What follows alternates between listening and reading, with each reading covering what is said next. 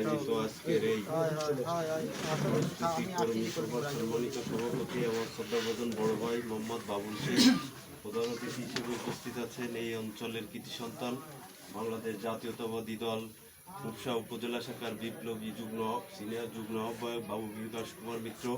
উপস্থিত আছেন বাংলাদেশ জাতীয়তাবাদী দল রূপসা থানা শাখার বিপ্লবী যুগ্ম আহ্বায়ক আবুল কালাম গোলদার। উপস্থিত আছেন বাংলাদেশ জাতীয়তাবাদী দল ৪ নং টিএসবি ইউনিয়ন শাখার বিপ্লবী সদস্য সচিব মোহাম্মদ আজিজুর রহমান মোড়ল। উপস্থিত আছেন বাংলাদেশ জাতীয়তাবাদী দল ৪ নং টিএসবি ইউনিয়নের সাবেক বিপ্লবী সাধারণ সম্পাদক বাদশাহ জমাদ্দার সহ এই অঞ্চলের ছাত্র দলের যুবদল অন্যান্য সংগঠনের নেতৃবৃন্দ এবং উপস্থিত এই তালতলা গ্রামবাসী সবাইকে জানায় বাংলাদেশ জাতীয়তাবাদী যুবদল ৪ নং টিএস বাইদিয়া এবং খুলনা জেলার পক্ষ থেকে বিপ্লবী শুভেচ্ছা অভিনন্দন। আপনারা ইতিমধ্যেই জেনেছেন আজকের এই প্রস্তুতি সভা যাকে নিয়ে কেন্দ্র করে হচ্ছে তিনি হচ্ছেন দক্ষিণবঙ্গের কৃতি সন্তান, যিনি অপরাজা ও বাংলাদেশের পাদদেশে দাঁড়িয়ে ছাত্র সমাজকে একটা সময় নেতৃত্ব দিয়েছেন।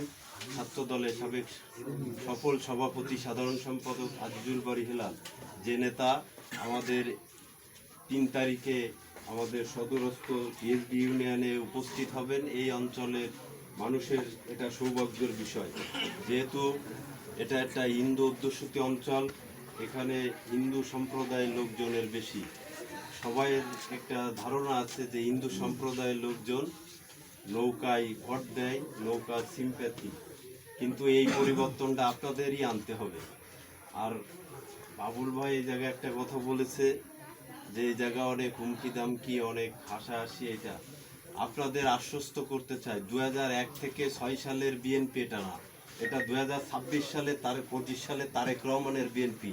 2001 সাল থেকে 6 সালে যারা বিএনপি করেছেন, বিএনপির করেছেন, ওই বিএনপি এখন আর হবে না।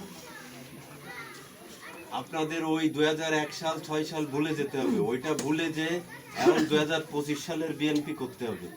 কারা কি বললো, কে কি বললো, এই অঞ্চলে কে আমলিগ করে কে বিএনপি করে আমরা ভালোভাবে জানি, আর কে কি করেছে কে কি করিনি এটা আপনারা ভালোভাবে অবজারভেশন করেন কার কি আছে।